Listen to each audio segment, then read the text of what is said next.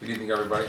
I'd like to welcome you all to the Tuesday, November 23rd, 2021 Facilities and Operations Subcommittee of the Fall River Public Schools.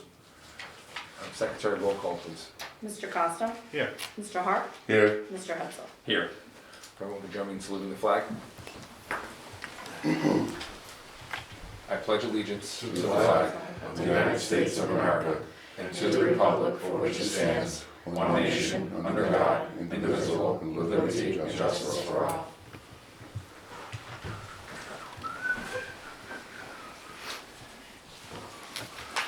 I recite the Open Meeting Law, Mass General Law, Chapter 30A, Section 20F. Pursuant to the Open Meeting Law, any person may make an audio or video recording of this public meeting or may transmit the meeting to any meeting.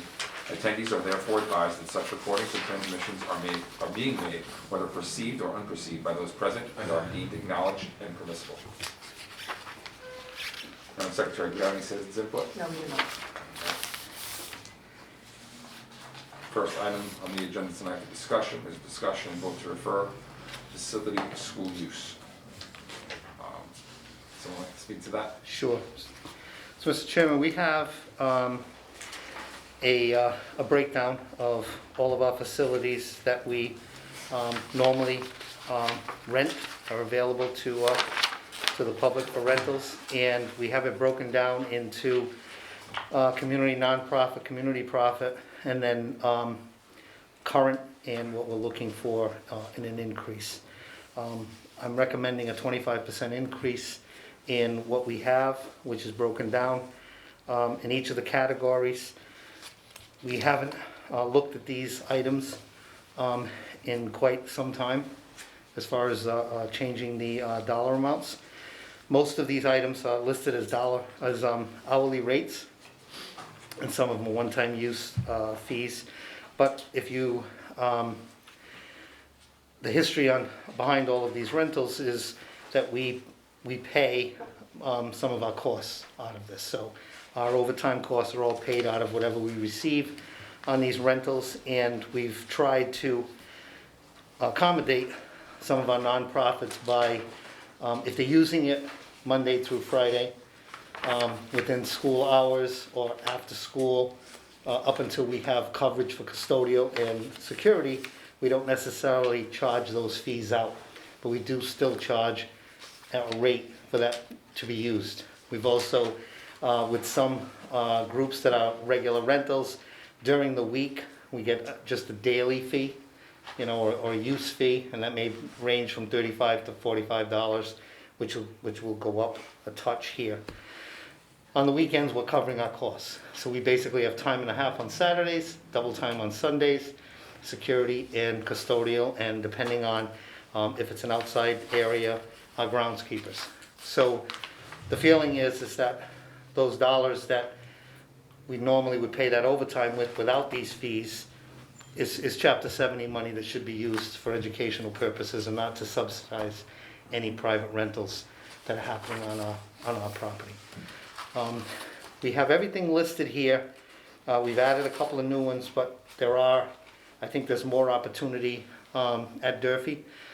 The new facility has some rooms that may be very attractive to organizations for meetings and different functions. And as the time comes, as Durfee kind of gets a feel for these areas, we're going to kind of see what kind of use is happening in those areas, and also allow for some agencies to possibly use the building. There was talk about outside areas where we're not required to provide anybody. For instance, the Little League field or softball field, depending on how it's used at Fonseca. So what we've said is there's no field cost. However, we need to have porta-johns put in place, and then as long as the trash is taken care of by the user group, then we're okay with that. Talbot was the same way with the baseball field in the back there. Although with all the construction at Talbot right now, that's not currently available. That would be another outside site that is kind of up for grabs. We would still like people to pull a permit, so to speak, so that they have the use of the field, but we need them to pay for porta-johns on the outside of the building, and depending on how it's kept, we can come up with a relationship, kind of like we have at Sylvia with the soccer groups. This, a few of those other opportunities are going to arise in different areas. The one place I would like to have fees put in place and abided by would be all of our artificial turf fields, because the requirement, the upkeep on the artificial turf field is much more demanding than the regular field, and the replacement of the carpet is very, very expensive. So the idea would be to make sure that if we abide by the rentals and we're able to accumulate those dollars, the field replacement carpet should be able to be done on a regular basis when the life expectancy, which is about 10 years, comes up. We should have enough funds to replace some of these fields as we go along. And I think that when the Durfee complex is finished, that it will be sought after by many organizations to use. And as long as we have the ability to pay for the upkeep on the facility and have the replacement costs available, then I think that the fields will always look like they're brand new.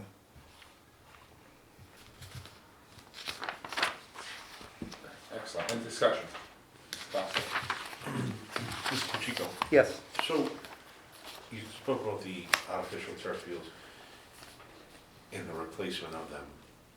How much, and I knew the number at one point, but for some reason, and if you know it, how much does the use of schools account generate in a fiscal year for us?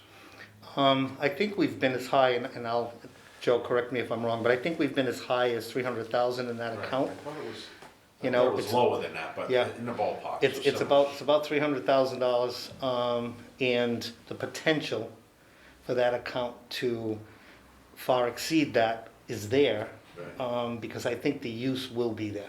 We've obviously curbed a lot of the Durfee activities for outside rentals because of the construction, Right. and obviously in other buildings too because of COVID. So with things coming a little bit back to normal, I think the potential is there for us to allow the public to use those fields again, both on the outside and then obviously the building itself.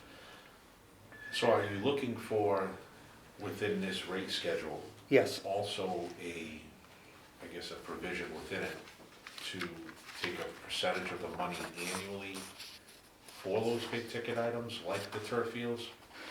Because we have competing interests, as you Right. know. I mean, obviously, it's a school use account, but that covers the entire district, that covers, covers all of our facilities, all our gymnasiums. So when work needs to be done, that money is obviously taken from that account for those projects, but I think in doing so, we've left the account, with less money annually, that if we are looking to use this as an opportunity to replace the athletic turf fields, which I think is a great use for it, because those are the ones that seem to get the most use, and they're the biggest ticket item. Right. I don't ever recall paying to replace anything within our other facilities that would cost $1 million. So I didn't know if you were also looking for, as part of this rate schedule, that a percentage of that annually be either set aside or, rolled into a specific account or line for the purpose of, in 10 years, having those funds available, because they got a 10-year shelf life, right. that the money would be available to do those projects, to replace those turf fields on a rotating basis. And so, if not, that's okay, but I'm just, as I'm sitting here thinking, this money keeps going into the use of schools account and keeps getting put towards expenses throughout the district. When that time comes for the school to be in need of, or the field to be in need of repair or replacement, are we gonna have that money at that time? Or should we have been planning over the last 10 years in order to have the money available, so that when it does come time, we have it available to say, okay, we have the money put aside, we're gonna replace it in year, 2032 or 2031. What I would suggest to the committee, that number one, I will ask Kevin to raise the revolving account ceiling to where, from where it is right now, to $1 million, so that we have the capacity to put it into that account. But I do like the idea of having a, kind of like a percentage of it go towards the replacement of field, and you can do it basically by the rental percentage. So, for instance, we just did rugs, a new carpet at the Cuss Auditorium, which is one of our most popular rental pieces, and it came out of this account, Right. and rightfully so. Right. But if we did have a savings account, so to speak, on the side of that revolving account, that, you know, these dollars are to be Yeah, it's a put set aside for. I think it's also an incentive for those who are looking to rent the facility to know that their investment is going to be used to preserve or to repair or replace the facility that they're using. Yes. Right now, they're making this commitment to us, but that doesn't necessarily mean if I'm renting, you know, the Durfee, you know, auditorium or something like that, that money that we're paying to rent it is going back into Exactly. that facility. It could be Right. going anywhere within the district. Right. And I think with the big ticket items, I think it's a good idea to have a set aside so that, you know, the individuals, they're sort of making an investment not only in the use of the field, but, you know, the preservation of it for years to come. Exactly. So that was one thought. The other piece was, particularly with the artificial turf, those fields typically, as you know, require special equipment to, you know, I don't know if they say roll it out, or, and then there's the brush that sort of evens out the rubber pellets underneath to keep it, you know. And if we don't have those, you know, tools or the equipment, I'd also suggest that we look at what that cost would be and how do we look to, you know, leverage some of the funds within this account to sort of assist with the upkeep, because ultimately that's what this is paying for. Exactly. The upkeep of the facility. So I'm not saying raise, I think the percentage you're asking and an increase is fine for now. Yes. Over time, that may need to get adjusted like everything else, but for now, you know, I wanna start thinking about in future years, not only being able to replace those for years to come, but also to have the right equipment to do what we need to up there. And I know, you know, it's been talked about, you know, in the winter months, it's supposed to have a special, you know, plow blade, I guess, or whatever, to clear the ice and snow off of it. And I don't know if we do all of that stuff now.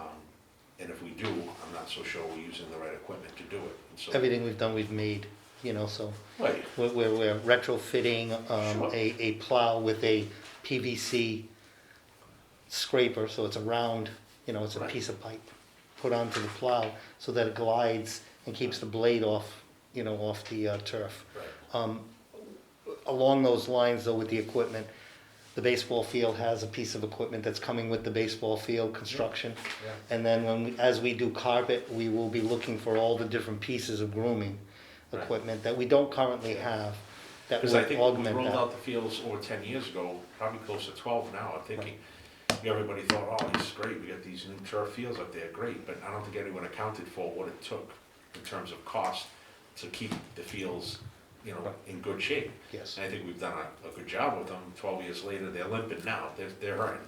If you've been up there and walked them, anybody could attest to that.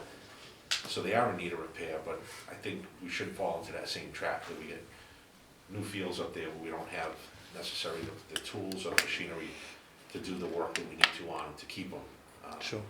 And so we're able to get 12 years out of these, and I know the shelf life may be 10, but if we keep them up year over year, maybe we can stretch it out to 13 or 14 years. And again, I think that helps not only the district, but certainly the taxpayers if it was ever rolled into a capital bond request. Sure, absolutely. So those would just be my two issues with the use of school. I'm okay with the increase. I think it's fair. I think everybody, no matter where you go these days, if you're looking to rent or whatever you're looking to do, the price of everything's starting to go up. So I think it's modest. I also would like to see something in there that in the event it was a nonprofit community organization that was struggling, that there'd be an opportunity through some process for review, either by you or someone in your department, to see if there's something we could do to work with those groups. I'd hate to exclude local nonprofit community organizations because they weren't able to come up with a required cost to host an event or something, Sure. With that, I If I could just one more piece on that. So there are gonna be items or changes in what we do rent out. And for instance, the concession stand is one thing I don't think we should rent out. Okay, I think that having a lot of people, too many hands in the soup, so many people in the kitchen. I think what happens is that it's not taken care of as well as it would be if we had one group. We also don't have the ability to point fingers. If something's broken or something's left not taken care of, that's one piece. The second one is the press box. Press box, again, has been damaged more than once. And it's, again, no way to pinpoint it because we haven't paid that close of attention. But if we take those pieces out of the mix, then no one gets blamed. We'll set up the scoreboard so that it can be used from the ground level and not necessarily the press box, so that when we do have a rental of the stadium, that they will be able to use, the scoreboard. But the concessions, we wouldn't stop anybody from, concessions is a big piece for nonprofits. But they could do that under a tent outside. The patio area's got tables and people can enjoy that. But the rental of that particular building, bathrooms would be available still, obviously at the stadium. But the rental of the concession stand has become an issue as of late, and I don't know I don't believe there's a compromise. I don't believe there's a way to fix it without putting in place a manager, a person who's being paid by us to monitor everything, which just jacks that price up even higher on every rental. So to me it's easier to keep it closed, and we wouldn't mind leaving storage space. For instance, we do have a rental with the nonprofit that we could allow them a storage space within the building that they could access from the outside, not access the building itself for the rest of it, but have a storage space that they could keep equipment rather than carry it back and forth to the field. So that would be an option, and we could make those necessary modifications to the building in order to allow that to happen.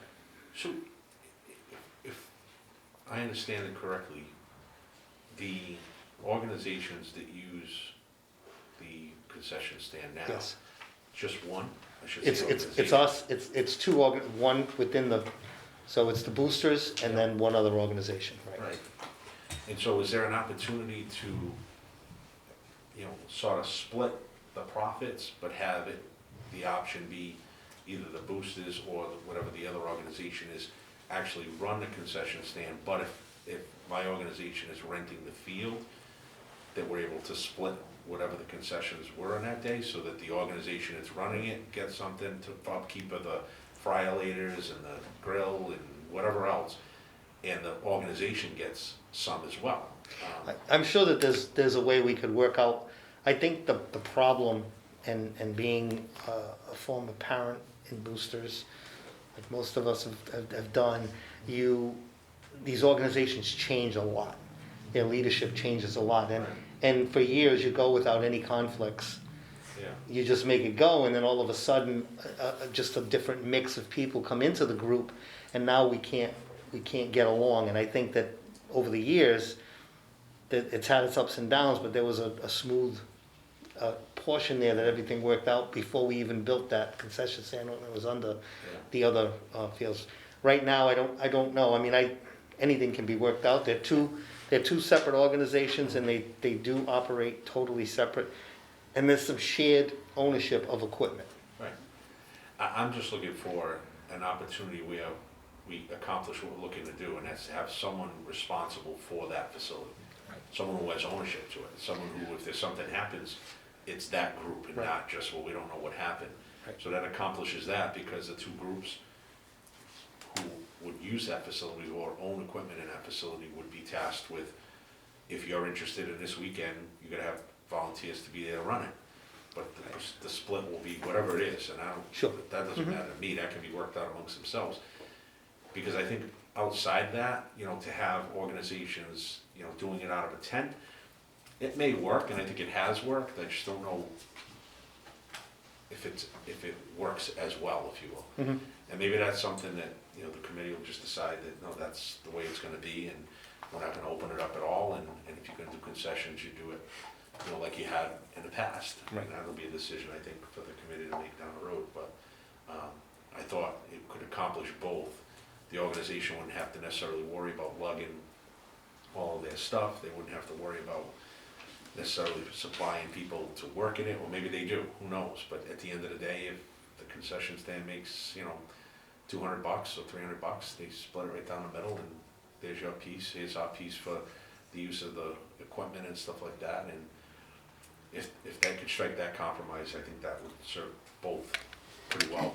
Because it sounds like without that, it's gonna be, the building's gonna be closed, and the organization's gonna be responsible for bringing everything up there, setting up their grills, and, you know, and that's, you know, transporting grills and fryer leaders and all that stuff, for any organization, you know, it just seems like a lot of work Right. for whatever they're pumping out, and, you know, just a thought. Mhm. You know, Start. Yeah, thank you for that. Ken, so you mentioned, which was new to me, the press box. What's the issue in the press box? Damages, broken doors, equipment, scoreboard, People cutting wiring, stuff cutting at the things. table. The table is getting carved. What happens is normally, if you, and maybe an adult with someone coming upstairs with them, and it may be, you know, a young student, you know, or it may not be. It may be somebody sitting there and it's damage. So basically, we see it, and we know it's not the people from the district because we know who's up there during games. So that's the issue with the press box, that we are getting damages to the press box. Doors were busted open, are not vandalized, but left that way after an event. Okay, That's the kind of stuff. So it would be people, not so much that are associated with the district, but. It's definitely rentals. Rentals. Yeah, it's definitely rentals. Okay, so all right, so who would be somebody that would rent that?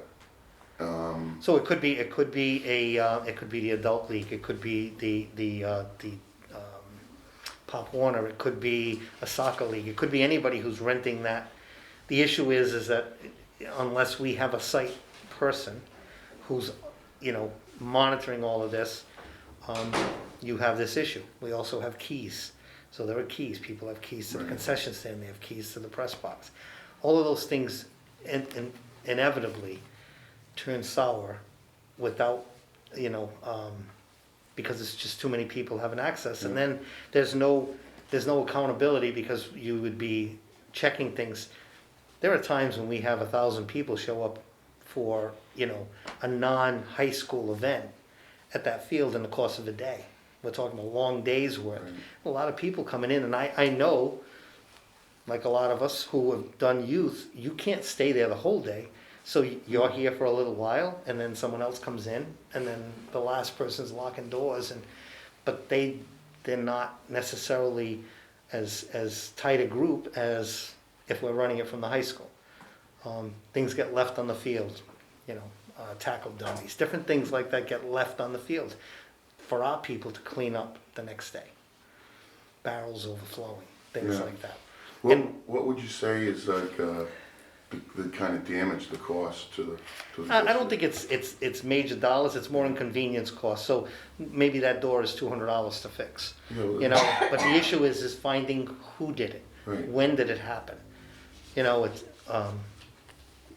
keeping all of that stuff a little tighter is going to be the method, and if you don't rent it, it's not gonna get damaged. You know, I mean, and that's the easiest fix of all, because then you know the next time that you have a school event, the person's gonna be able to go up there, flip the switch, the scoreboard's gonna go on, the mic is gonna work, and everything is good, Right, you know, at Durfee. It's, when that doesn't happen, then it's the phone calls and how can we do this, and we have a game tonight, and now I'm paying overtime for an electrician to come in, Yeah. you know, this person to come in, that, and it seems like it's avoidable, and it is avoidable by not opening the press box. right. I mean, does our district, compared to other districts in the Bristol County or even Massachusetts, do what we do as far as rent out? I think quite a few districts are renting out for the same reason that we Yeah, do, yeah. to pay for costs. Right. Nobody wants to have, you know, I mean, when that facility's done, if it's a $6, $7, $8 million facility, it seems kind of, you know, wasteful to the community to have a facility sitting there and nobody on the fields Right. and nobody using it. It doesn't seem right. So I think that all the districts now want that community, you know, action happening on the weekends or at night so that the fields are active. Right. And then, you know, parents know where their kids are. Yeah. All of that kind of stuff. It's a very, you know, family-oriented event. So we're trying to encourage that. So I think that as a lot of other communities, this rental piece is kind of twofold. It pays for the extra people who are working, gives our employees an opportunity for overtime, and it Sure. also allows for those fields to be used by the community as much as possible. And that whole combination works. But it has to be there. Like, I agree with you know, with Mr. Costa that there may be a group that comes to us for a rental of the field, a one-time or two-time rental of the field. They're having an event that they normally wouldn't have, and they want to play on the stadium. And for little kids to play on that stadium, I'm sure is a very big deal. Absolutely. So maybe we can help. And then obviously the concession is another big help, because if they can raise enough money that they turn that cost, whatever it is, into neutral, you know, why not? But the cost, but there has to be some fee. There has to be some way for us to recoup the dollars, you know, for a groundskeeper to be there all day long at time and a half, you know, or, you know, whoever else has to be. Security. We've instituted different things. We've had some issues with, you know, with fights at some of these games, these outside rentals. So now we require them to have a police officer. So you gotta do the rental, because security guard with 200 people in the stand is not gonna be able to stop what's gonna go on there. And I'm not saying that one police officer will, but it is much more of a deterrent Right. than our security people being there all by themselves. So with all of these things adding up, I think it's time that we bring all of these things, keep them very tight and organized, and we don't have to make money, we just can't lose money, you know? So not losing money means that the next time we have to replace a carpet, it would be nice if we had the money, which the carpet was worn out. You could possibly have that field for 20 years if we let nobody else on it. And our football field was just our football team, and at the end of that season, soccer would come in and field hockey, but no private rentals at all. You may be able to extend the life expectancy. But then the community doesn't really have it. Durfee has it, but the community didn't get a chance to use what they paid for.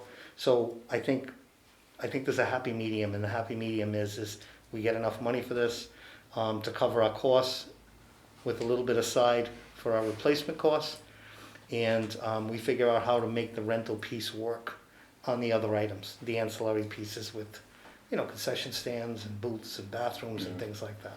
And you think that this 25% increase across the board covers that, so where we don't lose money? So it definitely will Yeah. put us in a position that we're not losing money, Okay. and it'll be a good start for us to stop putting a little bit of money aside, as Mr. Costa said, in a separate area, even if it's just on paper, so that we can see that dollar amount growing, and then start planning that capital plan of replacing field by field. And we have, you put on here non-community profit, non-community nonprofit, and those different categories. Yes. Can you just explain those a little bit? So I'll have Joe, because Joe Okay. does the rental, so Joe would, A non-community profit would be someone from outside the community. Yeah. Mostly like Somerset, Swansea, Tiverton, Rhode Island. They would come in, they're non-profit, they would come in, so we charge them a different rate. If they're a for-profit organization outside of the community, we charge them a different rate. The same as community non-profit, community profit. All right, yeah, it looks self-explanatory, but do we get a lot of those? Oh, we do. Really? Yes. Yeah. All right.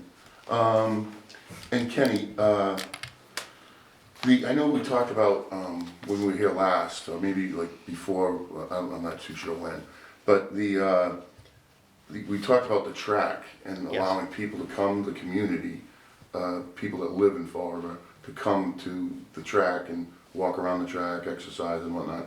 Has that been, So we have, and here's the thing, so the track is used a lot right now. Yeah, it Because is. of COVID, it gives the mask breaks.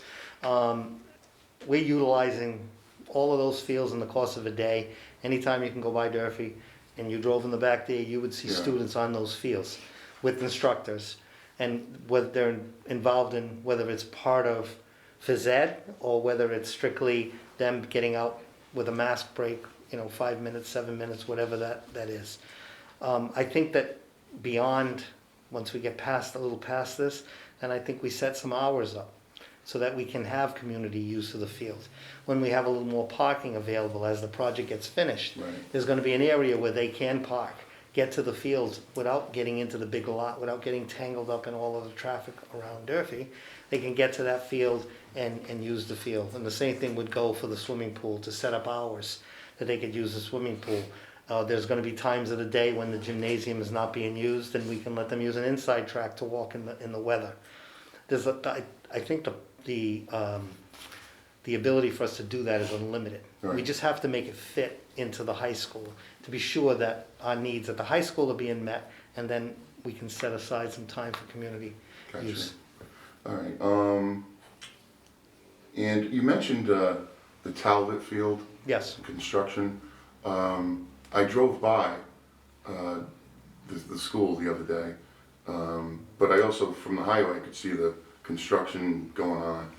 How's the, not just, I'm not talking about the paving. parking lot, Yeah. paving all that, talking about, is the field getting worked on? so we haven't done anything with the field. What we Okay. did was we transferred all of the material from Durfee that was remaining after the need was met at Durfee. There was quite a bit of soil left, 2,000 cubic yards, more or less. So rather than give that away or let it be hauled away, what we did was we paid to have a company move that dirt over to Talbot, where we know we'll have the need. So the idea at Talbot would be to build a softball field, regular turf, Yeah. regular or natural grass field, and then build a JV field for baseball. Right, So that would take a little bit of pressure away from Durfee and allow the group to be home. So you could have freshmen, freshman JVs and varsity playing home at the same time, and have all of that happening between Talbot and the Durfee proper. It'll also allow the middle schools to have playing fields so that they could do intramural sports or inter-middle school sports. And those fields are in great shape. It would also, again, it would allow the community to use the field under permit, as long as they took care of it, right, to use it under permit. So there's a fence that's gonna go up, because we've had some issues with people driving on the grass and ripping it up over the years. So there's a fence as part of the construction project. We're putting a fence right across that property to keep it so people can't drive on it. And then, once this construction project's done, then we'll look at going out for bids on, redoing the field, putting some fencing in, backstops, and turning those fields into playable fields. all right, great, all right, good job, thank you, I yield, Mr. Chairman. Any other discussion? Nothing further? I just want to talk briefly about the review process. You mentioned, certain organizations being in the city. I think it's a great idea. What if I missed the cost, like a hardship, or even if, something tragic happened, we wanted to allow an organization doing a fundraiser for something like of that nature, then we could review that and allow that to happen. And obviously finding a creative solution to the concession stand, I think is really important to some of those organizations. Is there a motion? Motion to refer. Motion to refer to the full Second. committee has been made and seconded. Motion been made to refer this to the full committee by Mr. Costa, seconded by Mr. Hart. Any further discussion? Hearing none. Madam Secretary? Mr. Costa? Yes. Mr. Hart? Yes, Mr. Hudson? Yes. Motion carries. Be referred to full committee. Next item for discussion tonight is renaming of facilities and buildings. So, what we've done is put together, more or less a blueprint that is in the draft stage. There are items in here that the committee may want to remove. There are items that may be missing that the committee would like to see in here, but the hope would be that there is a group, a committee that would be put together, and I think we've named it the Naming and Renaming NRC Committee. So basically, I would think that it would be made up of a couple of school committee people, the superintendent, myself, or Mr. Correa, a principal. So if it was a naming at a particular school, you may want to drag that principal on this committee so that they would, be able to look at it as what's the best interest of that group. We could put in some other individuals from the school department, maybe a community person, and they would vet all of these requests. There's items in here that you may want to look at. For instance, it's listed here that the person would need to be deceased before something was named after them. That could come in, that could be left in or taken out. There's also pieces in here that would identify a naming opportunity for profit. So if you had a building that you were looking to name for profit, whether it be to make renovations to that building using the dollars or that sponsorship, so to speak, to renovate the building, it's in here. And it's a hodgepodge of a bunch of different options. And what we'd like to do is to have this as a work in progress, let this be a draft, make some changes, have the rest of the committee look at it, get back with some changes that we could look at to see if we can get this group formed, and then we would have a procedure. So the policy is kind of vague, the policy that exists for naming new facilities. What this would do is this would give a procedure that would happen each and every time a request would come in to name a particular building, to name a portion of the building, to name an asset, an outside facility after someone or something, and then that would be a recommendation to the school committee after that for their approval. Discussion? I'm not really, I mean, this is fine. I'm for it. Obviously, I'll read more in it, but doesn't the current building committee decide, or is that, they just decide that for Durfee? So I can tell you that the assumption, and again, we all know the hazard with that, but Yeah. the assumption in this whole process of building the new Durfee was that everything that was named in the old Durfee would slide over to the new Durfee, because it would no longer exist there. So all of those dedications we thought were important enough at the time, they were dedicated, that would be just as important today to be slid into the new facility and rededicated when we do a ribbon cutting ceremony eventually at that new high school. And there's a lot. When we started going through that building, there's 25, 30 areas that were dedicated over the years in one way, shape, or form.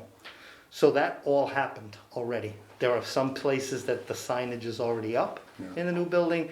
There are some dedication plaques that haven't made it yet, that were sitting in the safe at Durfee. Those are slowly but surely going to start going up. That was the assumption of us building the building, so the construction side of it.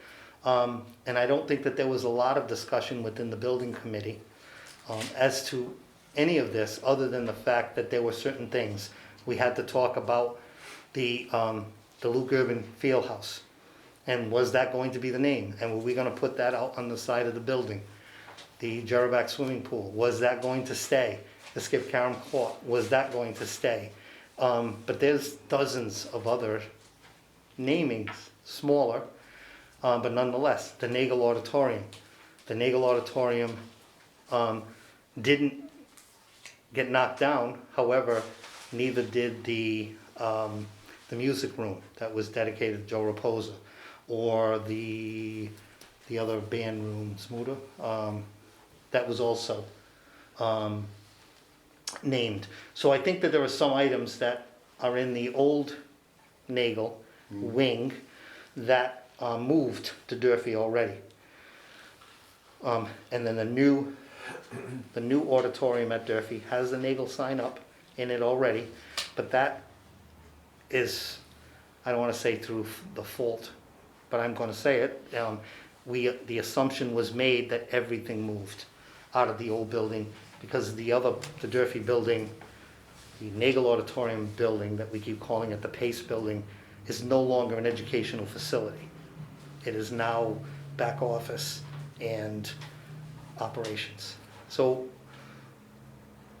the naming, this procedure would be for everything that's not named, but my assumption, again, was that everything was going to slide over and that all of the dedications would move. If we look back at the other schools as they were built, if there was a name change, we made sure that somewhere in the building, in a building, the Slade School was recognized. The small school was recognized because they were named after individuals. So I think that if you look at all of those things that happened, whether it was a library, whether it was an auditorium, whether it was, they were named after, and all of that stuff happened.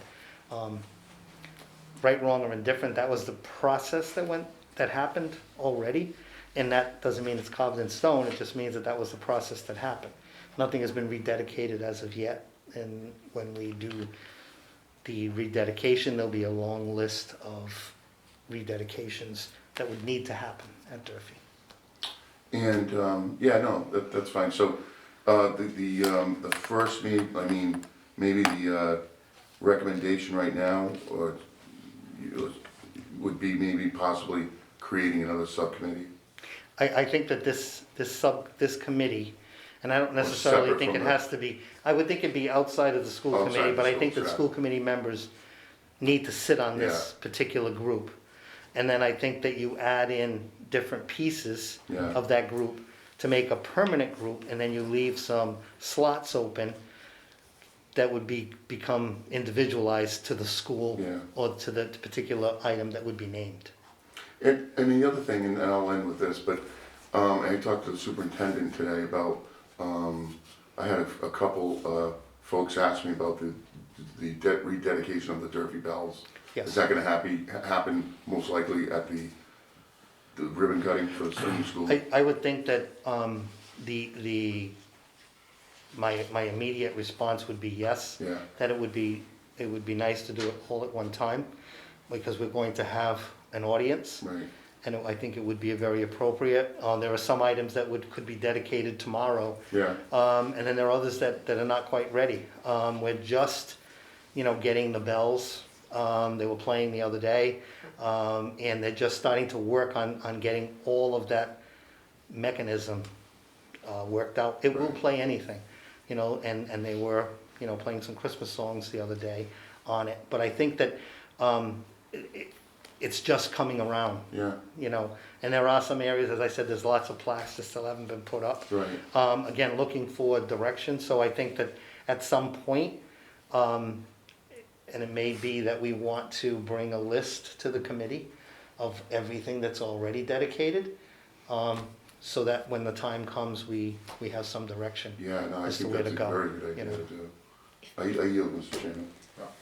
So if I can just add, one of the things in light of all of this is that we learned that we don't have we have a policy, but we don't have a clear process in place, right, for naming and renaming. We're gonna come across this many times over, right? And now with the move of the school, we're getting some nominations for different areas, et cetera, but we need a clear process and we need to establish some criteria so that it's an equitable process regardless of who comes before us, who brings us a nomination, that this group vets that nomination, sees if it fits the criteria, and then we move it to the committee for recommendation.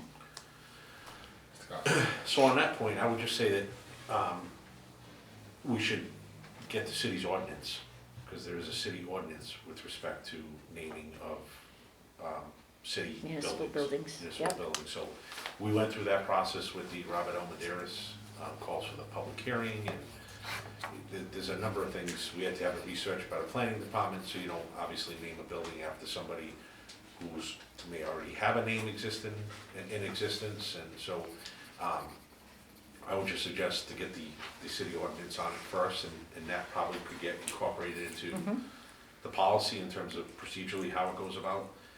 So I would make that point. The second piece is, I mean, I like the renaming committee, but I also think that their recommendation should be referred either to subcommittee, the facilities and operations subcommittee, or refer Oh, right to the yes, school absolutely.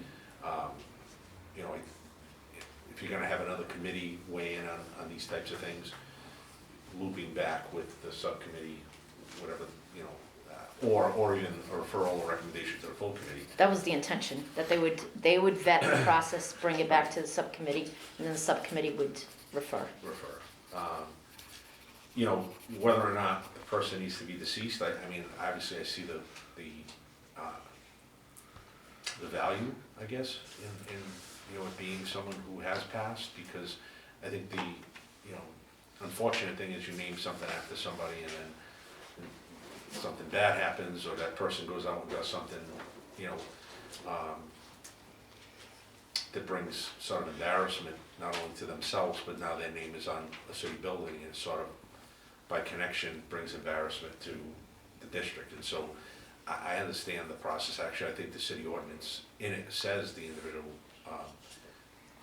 I don't know if it goes as far as saying must be deceased, but I think there's a strong emphasis on any buildings being named for individuals that person be deceased. So I would, again, point back to, and I only know because we went through that process just recently, so I would say look at that. In terms of, you know, you had mentioned, Mr. Chico, about, you know, individuals or families or companies wanting to pay for naming. If it came before me in that fashion, I think my initial gut reaction would be no, because I think it opens up the door for the people who have means, get things named after them, and it sort of shuts out those who may not have the ability to raise the money, enough money to sort of have something named after the sort of, I don't want to say the average Joe, but Sure. I think classic example is, you know, the RLM, you know, Madeira's, the RLM, RPA, you know, that was someone who was, you know, individual who showed up to work every day, you know, blue collar individual, and if that had come with a price tag, yeah, I think family and friends may have been able to put forth the money, but I don't know that that should be a barrier or an obstacle. I like the idea, the thought process behind it, but I just think it's too prohibitive for individual families or even companies. The other piece that I would just, if I could read my paper without my glasses, the struggle's real. You talked about the plaques, I'm sorry. And I know there were areas of the building already previously named, and those will come over, but, you know, I think when you have a building such as the New Durfee, there's always an interest in sort of recognize people who have worked in that building, may have retired from that building, and so one of the thoughts that I had, and I'll just put it on the table as a thought, if it doesn't have legs, that's fine, but I think in order to capture those who've committed their service to the high school, that in each department or each wing, that there be a plaque for service, meritorious service for 10 years or more at Durfee. The name would go on the plaque, so it's centralized, so you don't have, you know, this room and this hallway and everything named after different people. Maybe that's a way to capture 10 plus years, 15 plus years, 20 plus years at Durfee. When they retire, their names get put on that plaque within that department, so math department, English department, history, whatever. I think it offers an opportunity for those families to recognize, you know, their service, their family's members' service to the high school.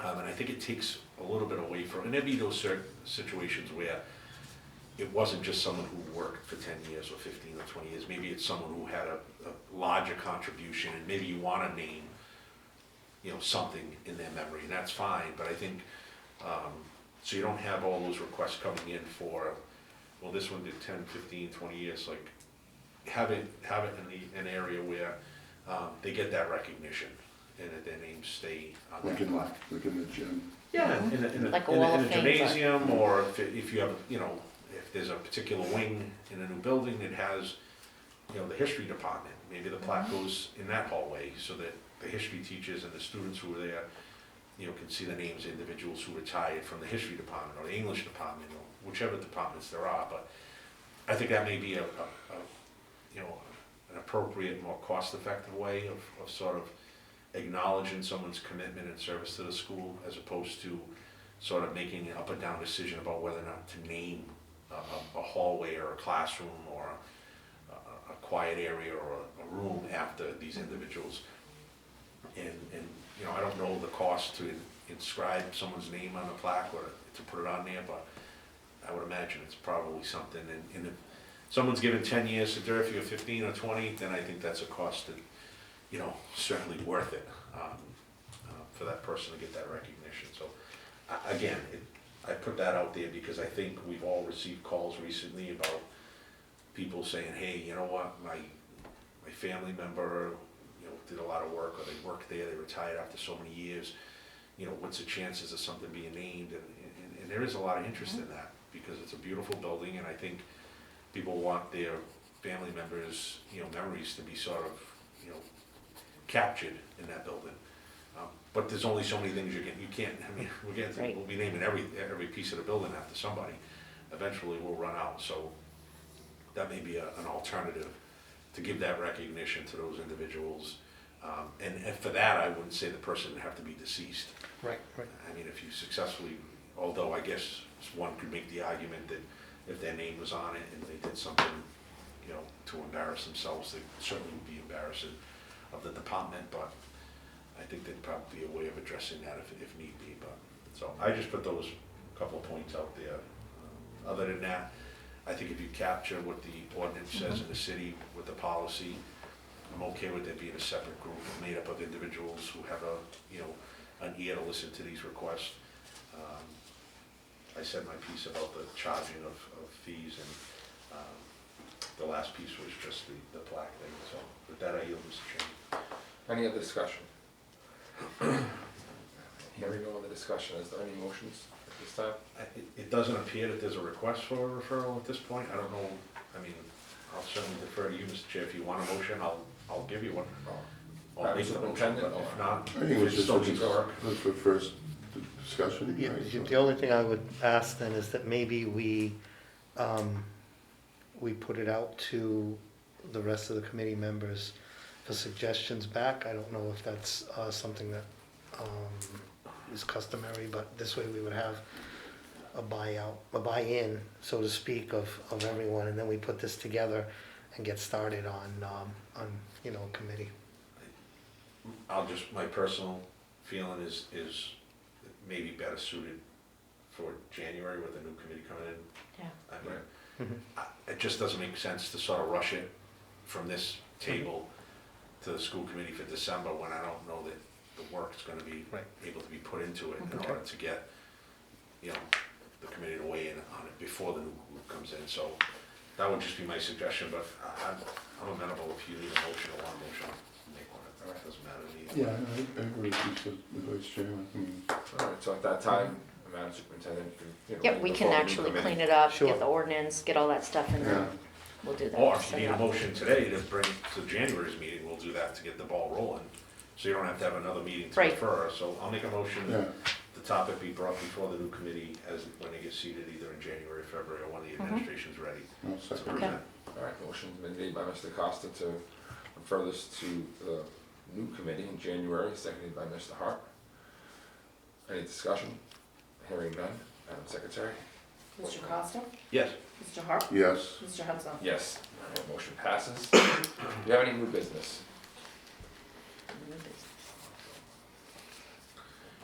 Well, yeah, I mean, I think it's appropriate. I mean, you have to just acknowledge. Yeah, so just, I know, real quick, a moment of silence, if you will. A colleague of ours, Joseph Mons, who served on the school committee a very long time, passed away. Moment of silence, please.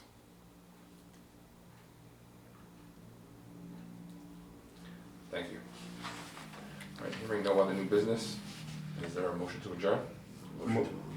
Second. Has been made and seconded. All right. Mr. Costa? Yes. Mr. Hart? Yes. Mr. Hudson? Yes, thank you very much. Thank you.